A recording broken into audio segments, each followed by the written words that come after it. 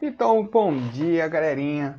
Hoje a gente vai falar sobre substâncias puras e misturas. Então, olha só, é uma parte muito importante nesse início de estudo da química, que é identificar o que a gente vai trabalhar, tá? Então, a gente vai trabalhar com substâncias na maioria das vezes, né?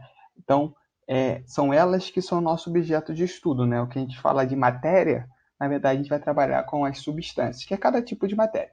Então, o que vai acontecer hoje? Então, hoje a gente vai falar sobre substâncias e misturas, que é bem simples a diferença, né? Como o nome diz, mistura, né? Tenho duas ou mais substâncias. Então a gente vai primeiro falar das substâncias puras, né, quando elas estão isoladas, e das misturas. Mas antes disso, a gente tem que entender o seguinte: primeira coisa, quando a gente vai estudar alguma, né, coisa química, vamos dizer assim, a gente vai chamar de sistema. Né? Então, o que é o sistema? É uma espécie ou um conjunto de espécies de substâncias isoladas. Então, por exemplo, quando eu olho para um copo d'água, eu estou vendo um sistema copo d'água, onde a substância água está presente. Aqui, por exemplo, né, nesse lado aqui, eu tenho um sistema composto por água e óleo. Então, aqui eu tenho duas substâncias dentro de um sistema. Então, o que acontece? Quando eu tenho apenas uma determinada espécie de substância, eu tenho uma substância pura. Se no mesmo sistema estiver presente mais de uma substância, denominamos misturas. E aí vem o primeiro ponto, tá?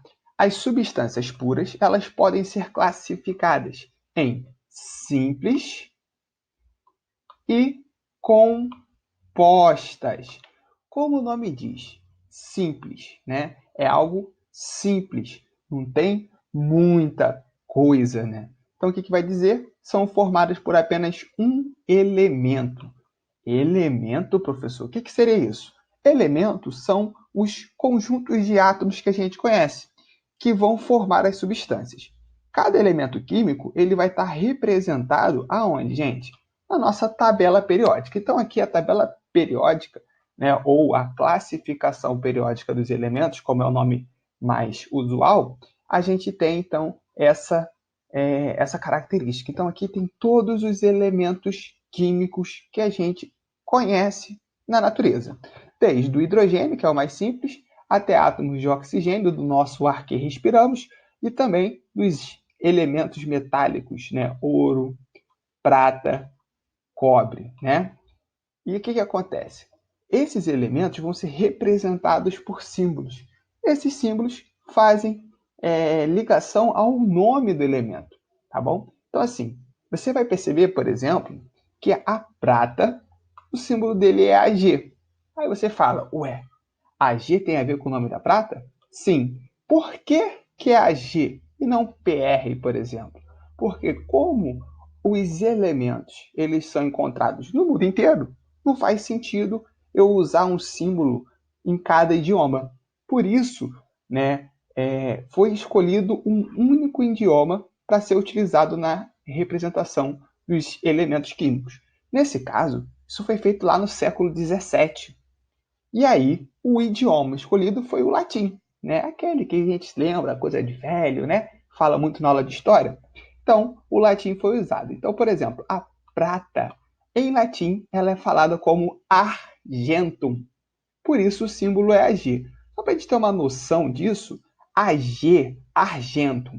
Existe, né, uma região na América do Sul que ela tem como principal rio o Rio da Prata. Nessa região tem um time de futebol muito famoso que é o River Plate, Rio da Prata. Qual é o país que eu tenho River Plate? Argentina, ou seja, lugar da prata, né? Então, argento, Argentina, prata. Que legal isso, né? Então, todos esses elementos estão na tabela periódica. E aí, voltando lá para nossa material, o que vai diferenciar uma substância simples de uma substância composta? Então, como eu falei, a simples tem apenas um elemento, enquanto a composta tem dois ou mais elementos químicos. Aí é muito simples de entender. Quando eu tenho um elemento, ou melhor, uma substância representada por um único símbolo, perceba que eu não estou falando nos números, e sim nos símbolos. Aqui eu tenho AU, ou seja, ouro, O2, O gás oxigênio, e P, fósforo. Lembrando lá do latim, né, não existe a letra F, né? Tem o pH. Vocês não são novinhos, então vocês não estão acostumados com essa questão do pH. Mas o pH com som de F. Tem o Felipe, né? Geralmente, sempre tem esse exemplo para a gente pegar. Então, pH. Então, como eu disse aqui, AU, O2 e P8 são substâncias simples de ouro, oxigênio e fósforo. Então quando tem apenas um elemento, ela é uma substância simples. Se ela tem mais de um, eu tenho então uma substância composta. O exemplo mais clássico é a nossa famosa água, H2O. Outro exemplo é o NaCl, cloreto de sódio, ou mais conhecido como sal, sal de cozinha. Lembrando que existem diversos sais. E aqui eu tenho uma substância muito famosa, é o H2SO4, composta por hidrogênio, enxofre e oxigênio. Enxofre também tem lá o significado do nome latim, né? Sulfúrio. Que substância é essa? É o famoso ácido sulfúrico, tá? Então, quando eu tenho mais de um elemento, aqui dois, e aqui eu tenho 3 elementos, então eu tenho uma substância composta. Muito simples, né? Substância simples, um elemento. Substâncias compostas, mais de um elemento.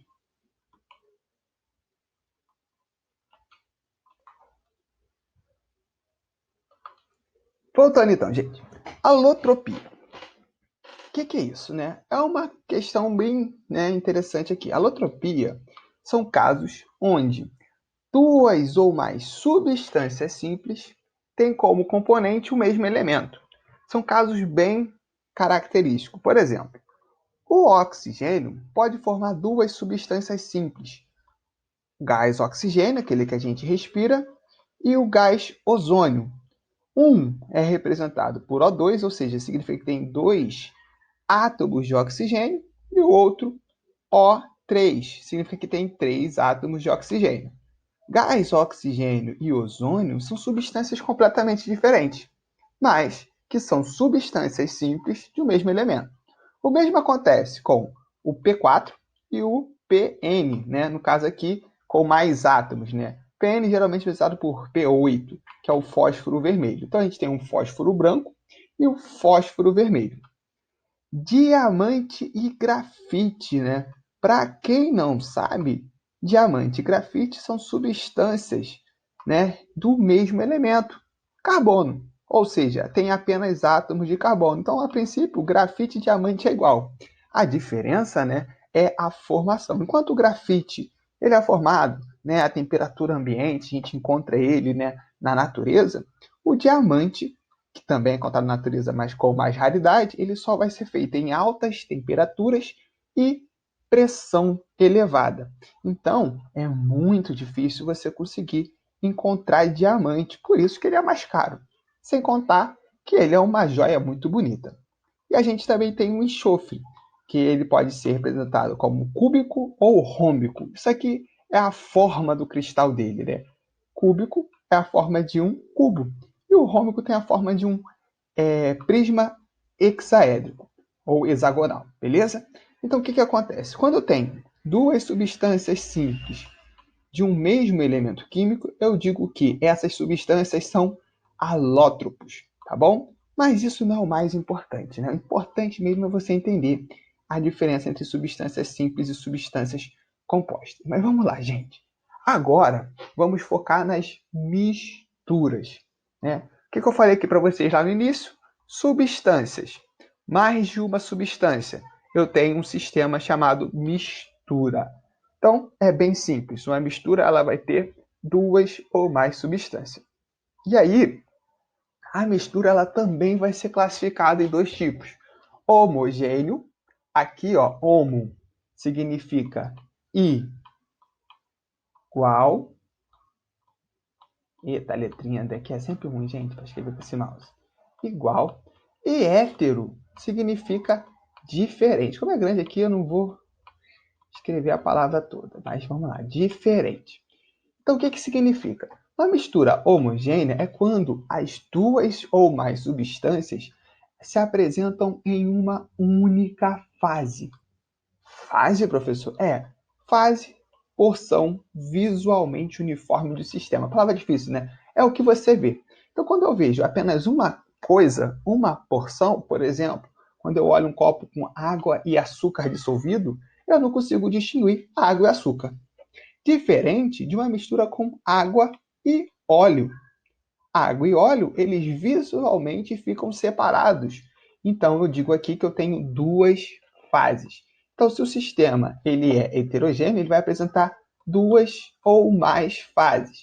Então, assim, bem simples. Quando eu consigo distinguir as duas substâncias, né, eu tenho uma mistura heterogênea. Quando eu não consigo distinguir, eu tenho uma mistura homogênea. Mas preste atenção, nem sempre eu tenho algo tão visível assim.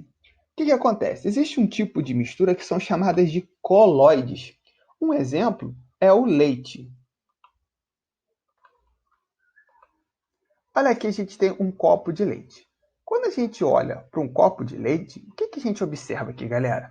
Uma substância, ou melhor, um sistema de um líquido com uma única fase. Mas espera aí, leite é homogêneo? Vamos ver com mais calma. Você vê apenas uma única fase aqui, não é isso? Porém, se eu pegar um microscópio e colocar lá, né, em cima no copo do leite, o que eu vou enxergar? Eu vou enxergar um líquido branco com gotículas de gordura amarela. Essas gotículas são tão pequenas, que eu não consigo distinguir ao olho nu. Então, nesse caso, eu tenho uma mistura heterogênea, mas que o componente ele está tão pequenininho que eu não consigo distinguir. Eu chamo essas misturas heterogêneas de coloides. O sangue é um exemplo. A manteiga, o sorvete, né, o gel, tudo isso são exemplos de coloides. Tudo bom?